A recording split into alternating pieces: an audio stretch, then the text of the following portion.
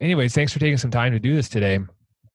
No, no And doubt. I know you have a pretty unique story coming from D2 ball and now making it to the G League. What was your what was going through your head when you started off at D2? Did you have this goal in mind, or were you just taking things one day at a time? As far as making it to the G League, Yeah, yeah. uh, it was like taking one day at a time.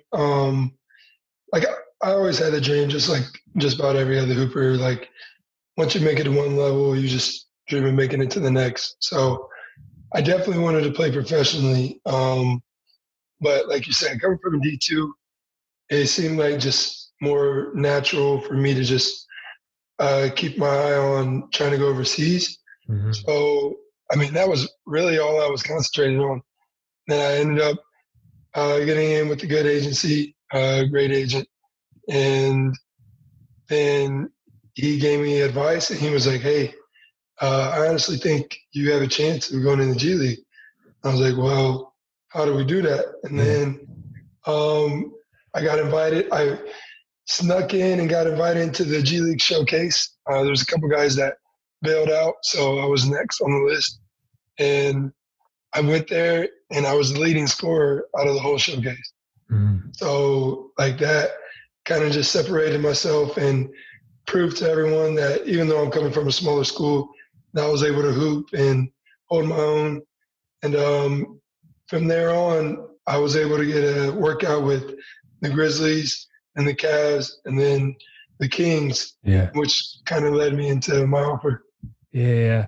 How I guess how did you deal with the nerves at that summer showcase in the G League? Because I was in Vegas last summer around the same time as the summer showcase, and there's like so many scouts, different players there, and everything's magnified, right? Because you're fighting for your spot, you're trying to improve yourself. How did you deal with maybe some of the nervousness that could have came along with that? No, for sure. I think it's kind of like any other game. Like you get nervous, but then kind of when the game starts, it kind of just fades away. Um, I think that's kind of what happened. I mean, I was definitely being a little bit more quiet than I usually am. Kind of just trying to stay focused and take in the moment and try to handle my own. And then when the ball was in play, kind of just let everything take over and things worked out. Was there But anything was there anything to the game that really stuck out to you that was different from college ball? just athleticism, Yeah. as far as like quickness and things like that. I mean, skill wise, you of course have guys that their skill level is just a little above others. Um, but I didn't feel like I was too far behind in that category. Mhm. But coming from D2, Yeah. I've been like one of the most athletic guys my size. So it's like I was kind of used to dominating with guys being around my size. Then I go here and it's like these dudes are 3 inches shorter than me and have Yeah. way more athleticism than I do. Yeah. Yeah. So just had to adjust to that, get used to like not being able to make certain plays that I was kind of used to doing and things like that. But I mean, thank God it didn't take too long. Yeah, yeah. Being from D2, did that give you any sort of chip on your shoulder and extra motivation, or did you try and just not really care about that and just play your game, I guess?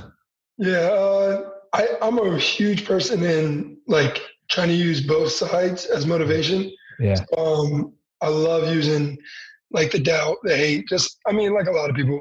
Um, so I definitely use that as motivation Yeah. coming from D2, just kind of proving people wrong and at the same time proving other people right. My agent, my family, my friends, um, and just everyone in the D2 family, like just showing them that even though it's a division separation, like there's really no huge separation when it comes to basketball. Yeah, and I saw in some interviews you talked about the atmosphere of D2 and just how crazy it can get as well. I think some people they may think of D2 and because it's not D1, it's not on national television that they don't think that Mm-hmm. has the same level of crowd. But I got to imagine, I mean, you could speak better, of course, than I could. The level of energy and crowd enthusiasm that comes playing basketball at college is probably it's hard to match in the pros Yeah, even.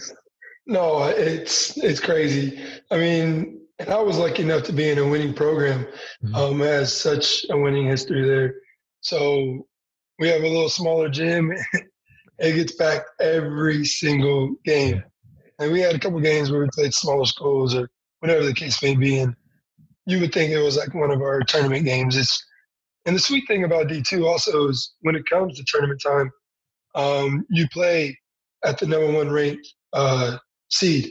So you play at their home court, which brings a crazy atmosphere, even if it's a away game. Like I don't know, it's just crazy because it's going to be packed.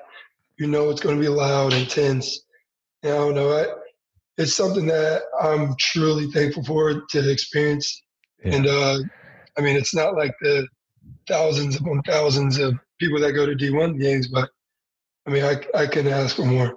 Like you said, though, if you use doubt as motivation, going to an away arena or away court and having everyone going against you and quote unquote doubting you, that's got to be, extra motivating for you. Oh, for sure. Because you're just trying to knock out the number one seed and just prove that you're way better than them, even though they got home court advantage.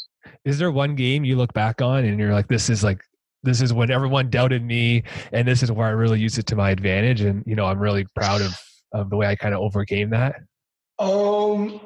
This might sound a little selfish, but it's probably my last game my junior year and my last game my senior year. Yeah. So junior year we played Bellarmine University, great school, and it was their home court, and they had a kid that was really good. I think he's playing overseas now, but they just had a really good team and had a lot of hype behind them. And we came out firing, and I went off. I was just doing everything I could. I was damn near making everything and got a lot of props from their fans and their players. And then my senior year, we played Fair State, who ended up winning the national championship. And I had another great game. And I think it was just one of those things where I do enjoy living up to the hype. And kind of if it's a big game, I think I kind of up my game a little bit, which of course is a great thing, but came up short in both games, which was bittersweet, of course, because that's the main focus. Yeah. Tell me a bit about what you do before a game to prepare for a game mentally. Like how far away from game time do you start thinking about the game, thinking about your game plan and getting in the zone? So I'm not like a superstition type of person. But I don't know, like game day, I always got to take a nap, get a nap in. And then like on the way to the gym and things like that, I kind of just be myself. Like I'll talk to teammates if I'm talking, and then if no one's really talking much, I'll just sit there and listen to music. Yeah. But I kind of stay off my phone but I keep headphones in pretty much the whole time. And it's funny because I always get made fun of by teammates, but I like listening to more like slower music. It's kind of just my natural thing, and I grew up on it, so it kind of just makes me feel relaxed. I'll listen to a couple hyped up songs, but majority it's definitely slower music. No, I get the same pushback from my buddies too. Whenever I go to the gym, I always put on slow music when I'm deadlifting or squatting or something. It's just kind of gets you in the mood a bit too. Kind of get that somber, like calm before the storm feeling, and then you throw on the hype music after. It makes it pop that much more. No, for sure. That's exactly how I feel. Has your game, or have you tried to change your game at all from D2 now to the G League, or are you still the same player you think you were style-wise back then? Yeah, that's tough because, you got to adjust as far as the roster goes and fit in with the team you're on and things like that, the game plan.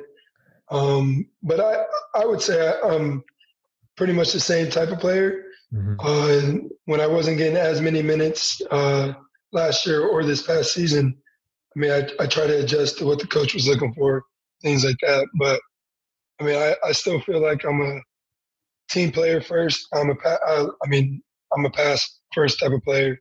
I love just moving the ball and scoring when I feel like I need a score and do things like that. But also just like the mindset of being a player that if we can put in and he's going to get done whatever we need to help the team get a win that game, whether it be a little bit more rebounding, hopefully a little defense. Defense has never been a strong point for my game. So that's probably something I try to improve on the most since college.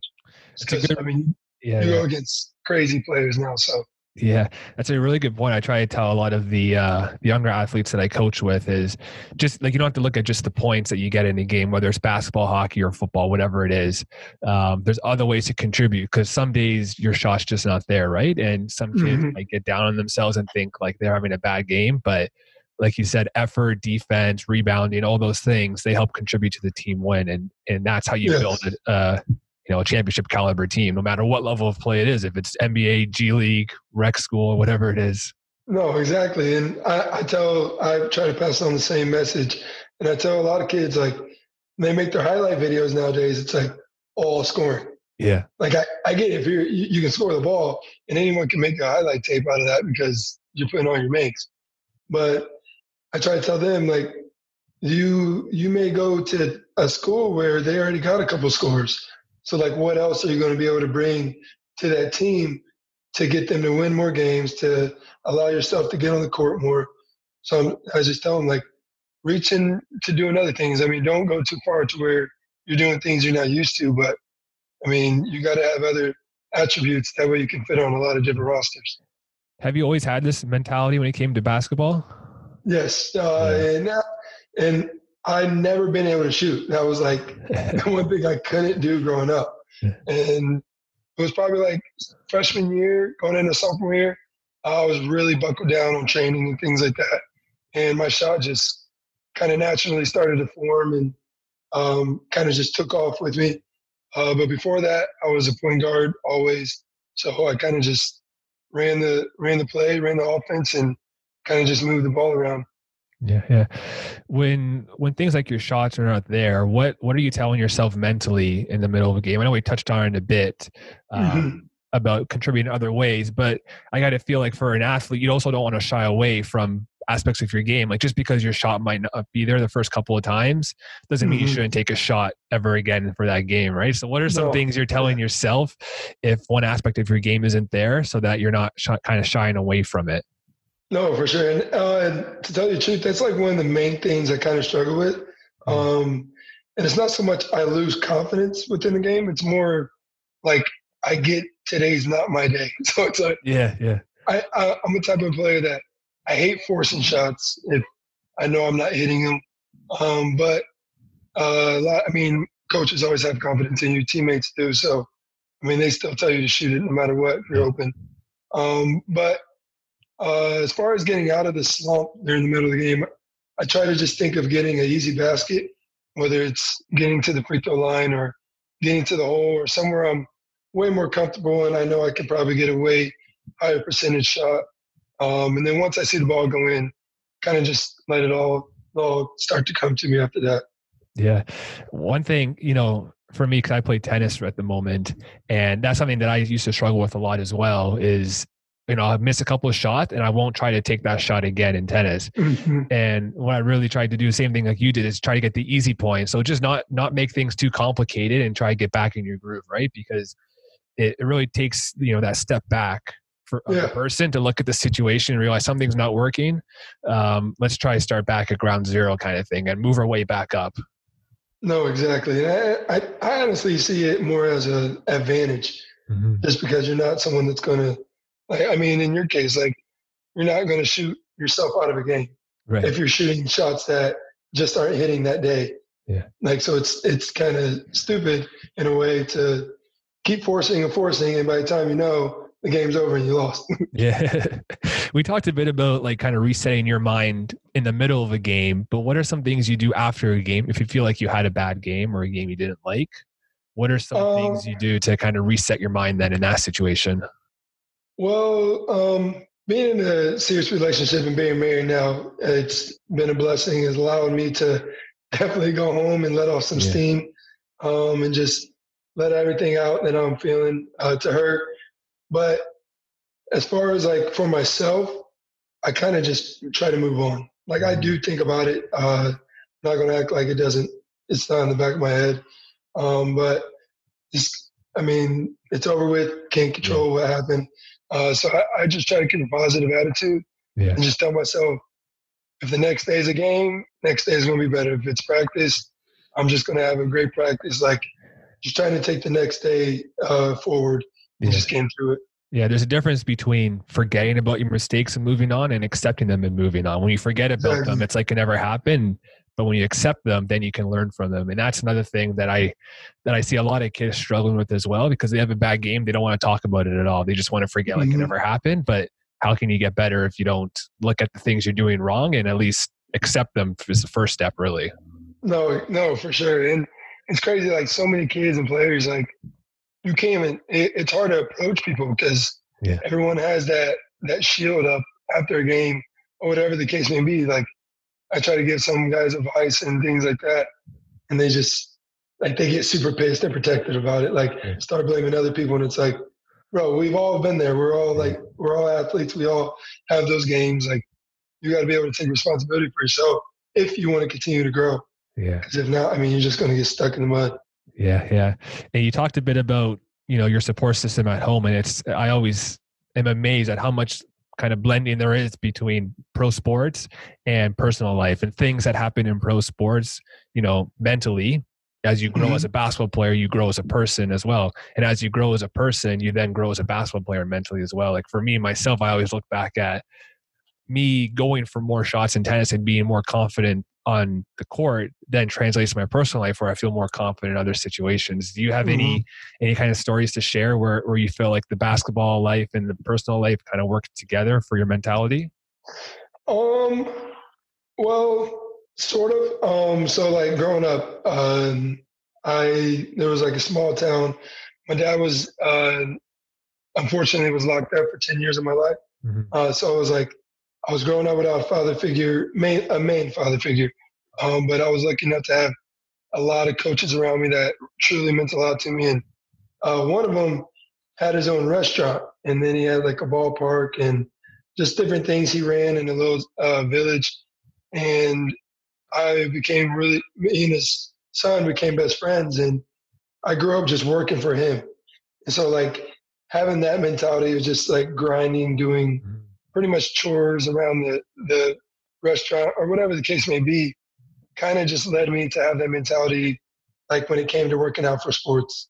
Because like not many people want to go cut grass every day or do concession stand ballpark stuff or whatever the case may be. When you're a kid, you just want to have fun. So it kind of just taught me discipline and the grind mindset. And I think that definitely translated over to me growing as an athlete and as a basketball player, just allowing me to take baby steps and take the long road instead of just trying to find the easy way out. Yeah. That's probably the best connection for Yeah, me. yeah. You said taking the long road. I think there's a perception of how to become an NBA or NBA G League player of being the top ranked guy in your AAU team, going to D1 school, and then going to the NBA. And there's probably 95% of people in the NBA didn't have that path, or NBA G League, they didn't have that path at all. It really is a grind, and I can really see how that grind helped you out playing D2 and then going to the G League. 'Cause I think a lot of guys would Mm-hmm. have given up by now because they want the success right away. They're not willing to take the patient 5 or 10 year route to things. No, exactly. And I mean, because you can find the same type of players in any division anywhere, but Mm-hmm. um, being in the G League these past 2 seasons has really like opened my eyes as far as seeing how I approach things and like just being myself, not forcing it. Um, but like you just have so many guys that will literally come into the locker room and be like, man, I don't feel like practicing. Mm-hmm. I'm about to go tell so and so I'm not feeling good today, or I'm acting like I'm hurt, things like that. And like even when game days, like they do that thing, the same thing, and it's just like I'm healthy. Like if Yeah. I'm healthy, I'm grinding. Like, Yeah. and does it suck at times? Hell yeah. But like I definitely think that's helped me a ton as far as just having that everyday approach of just wanting to get better and taking advantage of every opportunity you have. Mm-hmm. Because even Cody, I saw you had an Yeah. interview with my boy Cody, and like he could vouch to the same thing. And just how we had some guys in the locker room that just tapped out a lot of times during the season. But then again, I feel like that helps separate you, and it does come back and help you in the end, or in their case, bite you in the ass. So I Yeah. mean, it's definitely a help. That's got to be a if I'm imagining myself in that situation, like in your shoes, and I see somebody tapping out a bit, I would be torn between pushing them further and Mm-hmm. helping them get out of it, or, you know, laying off because I felt if I push them further, they might get more pissed off at me or something. That's just such an interesting Yeah. dynamic as a team where you guys are all, you know, you have those tough decisions every day to make. No, exactly. And I was lucky enough. Our team was to have a couple guys that kind of, I mean, they had a filter, but really didn't care about whether they Mm-hmm. hurt your feelings or not. They're going to tell you how it was. Um, but I think it was a little harder for me just because, like, I'm more of a funny, goofy, laid back type of dude, like, try to keep everything positive. So I hate to, like, just try to switch it up on people because, I mean, not a lot of people are, one, going to take you serious when you know it's really not who you are. But yeah, you need those type of people in the locker room to kind of just be like, hey, bro, what are you doing? Like, if you're not trying to do this or that, kind of just move over to the side because we're not on that. So it's helped a lot. And with the G League, it's tough though because you're a whole new group most of the time, and you're only together for 5.5, maybe 6 months, and you're coming from all different levels, different places. So it's like the connections and things like that is just way different than being in the league or at college where you're around kids for 3-4 years. Mm-hmm. So it's a lot different. Being the funny, goofy guy as that type of your personality, do you try and do that from day one when you enter a new team, or has it been times where it's been tough to kind of open up that much to your teammates when you have a locker room of new 15 to 16 guys? The goofiness kind of builds up, just getting more open to guys and things like that. But as far as being like laid back and just being positive, I feel like I give that vibe off like right away. And it seems, which I enjoy this, but it seems like whenever we get a new guy on the team, or like even at the beginning of this seasons and things like that, like guys come to me a lot about their personal things, and I feel like I take it as a huge compliment. Just the guys feel confidence and are confident to come to me and just trust me with whatever they got going on. So I kind of feel like I give that vibe from the beginning. Yeah. But I also try to this season. I try to give more of a like I'm confident in myself type of feel. I was way more talkative, kind of talking a little bit more trash than usual. And it was more just because I wanted to set the tone, just let everybody know like I'm a D2 dude, and I played 1 year in the G League. But like either way you look at it, like I'm still here, and it's not going to be a walk in the park. Yeah. So kind of got to try to fit both of them in if you want to stay in there. Yeah. Even though you said the trash talking and being more talkative, that contributes to the team chemistry and being more of a camaraderie of you know, your group of guys being together. And speaking before about, you know, personal life and sports life blending together and the lessons you learn, that's one, you know, huge advantage I always see with young kids or adults or whoever it is when they play sports. It teaches you to work as a team, and it teaches you how to get along with other people that, you know, you may not have had the experience of meeting in other facets of life. And even for myself, thinking back, all the different personalities and teammates and coaches I've had to deal with and get along with, it trains you to be a better person overall, I feel. No, that's 100% correct. And I agree. And like you said, it just makes you more well-rounded. Like I would like to think of it like you could be that guy, the glue guy for any situation. Like you could be a guy that kind of breaks the ice. You could be a guy that just brings people together, whatever the case may be. But it's hard at times to deal with certain people and their mindset and their personalities. But like you said, in the end, it helps you overall. How much does other people's opinion kind of get in your head? Is that something that you've ever struggled with in your career? And have you felt it affected your play, or is it something you've been able to block out for the most of your career? So not being like a huge blue check mark guy on social media, I feel like has helped me a lot. Yeah. Just because it's becoming bigger and bigger in our generation. But even social media, I mean, I don't care about it. Don't get on it for that reason. But then even personal views, like people contact me personally, kind of just like I said before, kind of just try to categorize it. Like if I can tell saying it more in a negative sense or just doubting, kind of just put it on one side, use it as fuel later, or if they're hyping me up, talking, like just trying to help me out. I am one to sit there and listen no matter what the case may be. So I do think I'm really good at taking criticism, no matter who it's from, because I know everyone has a different point of view on things. So kind of take it all in and then choose and pick what you want to really internalize from what they're saying. So I would say no. Yeah. Doesn't really bother me too much. But even the taking criticism, I mean, I keep going back to the subject of personal life and sports. Taking criticism is a huge part of sports and be able to get better. And in personal life, nobody likes to hear criticism of themselves, right? They want to avoid any sort of negative talk of themselves. And that's got to be like, that's such a huge personal development milestone for somebody to be able to take criticism, not personally, just take it for what it is and get the other person's point of view on it. No, exactly. And I mean, I think it's written out for you. Like if you want to keep growing, no matter what the area is, like you got to be able to do that. You got to be able to take the criticism, take the fall, whatever the case may be, and learn how to use that to push you forward instead of pushing you back. And I think me being where I am today definitely kind of proves a little bit of that in my area. In the whole social media thing, I had an interview a couple of days ago with another G League player, and we were talking about kind of the kids that are coming up and their social media hype. And before I, really got into the sports psychology field and interviewing other athletes, I didn't have so much of an appreciation of how hard it is for younger kids to deal with that social media hype and 1,000 or 10,000 followers, or in the case of Mellow Ball, you got millions of followers, right? And it's I really tip my hat off to those kids that are able to still play the game they play and at such a high level when they have 1 million people have their eyes on them every single day of their life.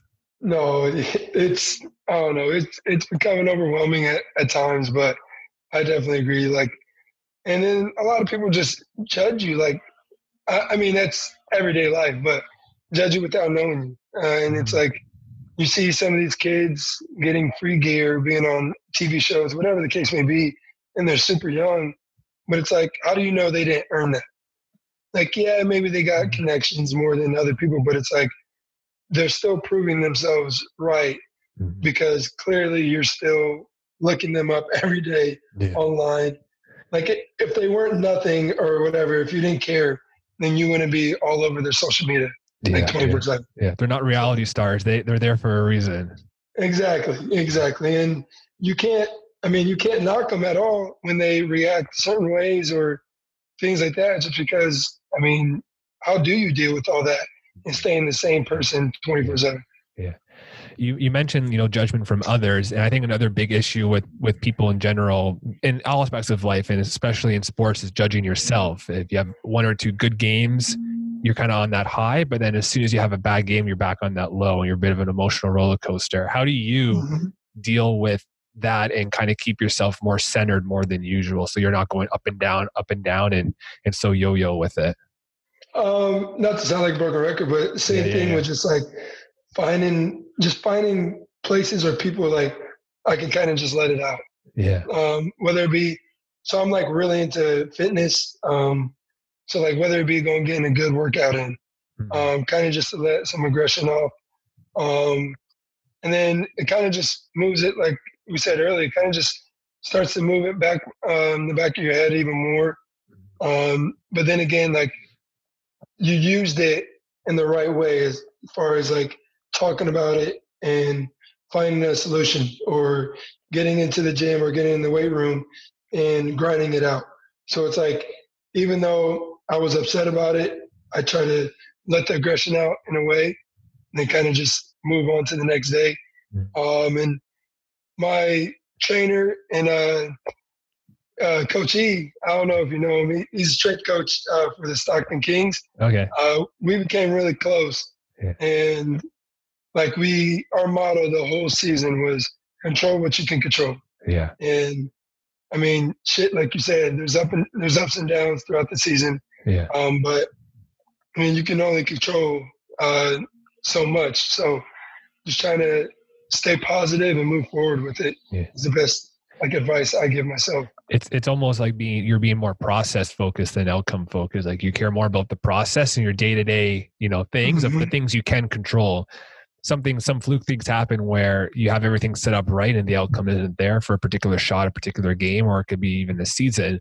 But as long as you're doing the day-to-day grind right and your process is there, that's what you can control, and that's what you should be focusing on and taking responsibility for, not taking responsibility for things that are out of your control. No, 100%. And I think it only helps you in the future because it eventually catches up. Yeah. I mean, if you're doing everything you can as far as taking the right steps to move forward, like that one game, you may think you've been off, and then like it's a big game, and you do everything right.